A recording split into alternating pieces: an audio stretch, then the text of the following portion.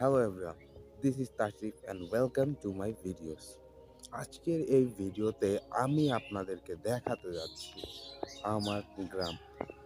এখন কথা হচ্ছে যে এই মডার্ন যুগে এসে মানুষ হচ্ছে মালয়েশিয়া যাচ্ছে, দুবাইতে যাচ্ছে, সেই ব্লগ করতেছে।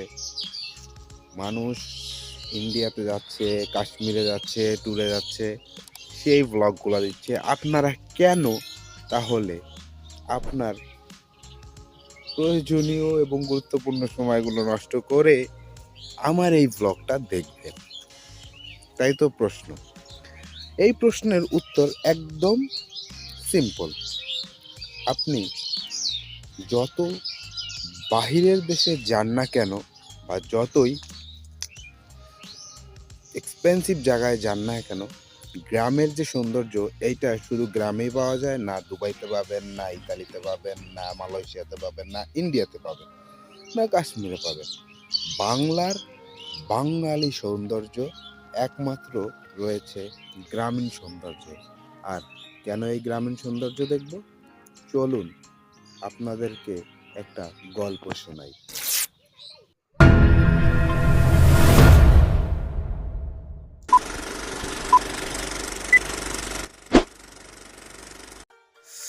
তো এখন হচ্ছে সকাল সকাল না, ভোর 6:40। তো আমি কালকে ভাবতেছিলাম যে আমাদের গল্পটা কোথা থেকে শুরু করা উচিত। গ্রামের গল্প বলবো, আর যদি সকালের মিষ্টি ভোরটাই না থাকে তাহলে কি করে হবে? তাই আমি চিন্তা করলাম যে সকাল থেকে একদম ভোর থেকে ভিডিওটা স্টার্ট করা যাক, যাতে করে একটা মিষ্টি একটা ভাব আসে। পছন্দ হবে আপনাদের। আপনি যদি খেয়াল করেন আমার চারিপাশে দেখতে পাচ্ছেন কুয়াশার জন্য দেখা যাচ্ছে না। এত সকালবেলা, আরো সকালে ওঠা উচিত ছিল, কিন্তু ঘুম থেকে একটু লেট হয়ে যায়। তবুও এই যে সকালটা, এই সকালটা আপনি ঢাকাতে পাবেন না। সিরিয়াসলি ভাই, ঢাকাতে পাবেন না। ঢাকাতে না পাওয়ার কারণ কি? পাবেন হয়তো বা আর একটু সকালে উঠলে আপনার ঘর থেকে বের হয়ে ছাদে যেতে হবে, কিন্তু আমাদের ঘর থেকে বের হলেই এরকম একটা সুন্দর সকাল আমরা দেখতে পাই। আপনি যদি একটু খেয়াল করেন, একটু শান্ত হন, আশেপাশের পাখির আওয়াজের গুলো শুনতে পাচ্ছেন? ফ্যান্টাস্টিক না? হুম? আসলেই চিন্তা করেছেন কি আমাদের জীবনের দুটি বেলা, এক ছোটবেলা আর দুই দায়িত্বের বেলা। ছোটবেলার মতো মজার দিন হয়তো আর আসবে না, তবে এই ভিডিও দেখার পরে অন্তত একবার আপনার ব্যস্ততাকে সরিয়ে মনে করুন সেই পুরনো কিন্তু সোনালি সময়। কি মনে করতে পারছেন না? চলুন আমি একটু সাহায্য করি। গ্রামের ভ্লগ ভিডিও দেখছেন আর ভোরের কুয়াশামাখা পরিবেশ থাকবে না, এটা আসলে মানানসই হবে না বলে আমি মনে করি। আপনাদের কি মতামত? কুয়াশার পরেই কুয়াশার চাদর চিরে বের হয় এক টুকরো রক্তিম সূর্য, যা ধীরে ধীরে আমাদের শরীরকে উত্তপ্ত করতে থাকে।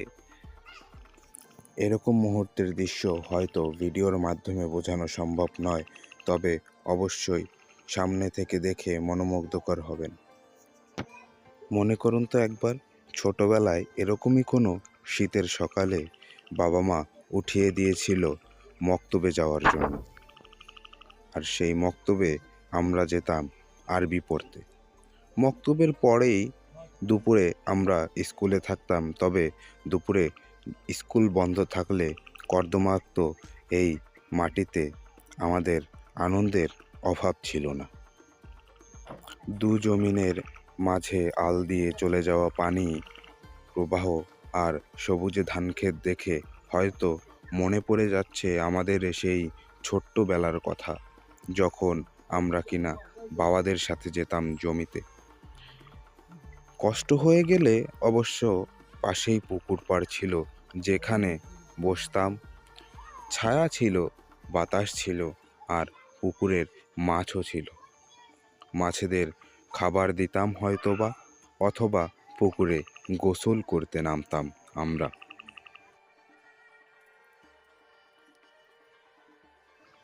কি ভুলে গেলেন ছুটির পরে কাঁধে ব্যাগ নিয়ে আনন্দের সহিত বাড়ি ফেরার কথা? আনন্দ কেননা তখন তো আমরা পারবো বন্ধুদের সাথে খেলতে, সহপাঠীদের সাথে খেলতে আর মজা করতে, কেননা এটাই আমাদের শৈশব ছিল। বিকালের শৈশব, আমাদের শৈশব, আপনার শৈশব। তখনের না বোঝা আমিটাই হয়তো সুখী ছিলাম, সবচাইতে বেশি সুখী। আচ্ছা, এর মানে কি গ্রামের কিছুই পরিবর্তন হয়নি? উত্তর হলো হ্যাঁ, হয়েছে। প্রযুক্তির কল্যাণে গ্রামের ছোট ছোট মজার মুহূর্তগুলো এখন মোবাইলের স্ক্রিনে আটকে গেছে। আপনাদের একটু দেখানোর চেষ্টা করি। পূর্বে যেখানে আমরা বিকেলে কাদের সাথে খেলা হবে, কিভাবে খেলবো এই নিয়ে আলোচনা করতাম, সেখানে এখন অনলাইন গেমের কার র্যাঙ্কিং কত সেই আলোচনায় ব্যস্ত হয়ে পড়ি। বিকালে হয়তো একটু হাঁটাহাঁটি করা হয়, যেটা পূর্বেও ছিল, কিন্তু এখন কি আগের মতন রয়েছে? একদমই না। পূর্বে যেখানে সকলে একসাথে থাকতাম, সেখানে হয়তো আমি একা হয়ে গেছি। অনলাইনে হয়তো হাজার হাজার লক্ষ লক্ষ বন্ধু রয়েছে। ফেসবুকে ছবি ছাড়লে হয়তো অনেকেই লাইক কমেন্ট করে, কিন্তু আগের সেই ভালোবাসা, সেই বন্ধুত্ব এখন আর নেই। তবে প্রযুক্তির কিছু ভালো দিকের সাথে খারাপ দিকও রয়েছে। আমাদের উচিত খারাপ দিকগুলোকে বর্জন করে ভালো দিকগুলোকে আপন করে নেওয়া। আজ এ পর্যন্তই, দেখা হবে অন্য কোনো ব্লগে। ধন্যবাদ সবাইকে।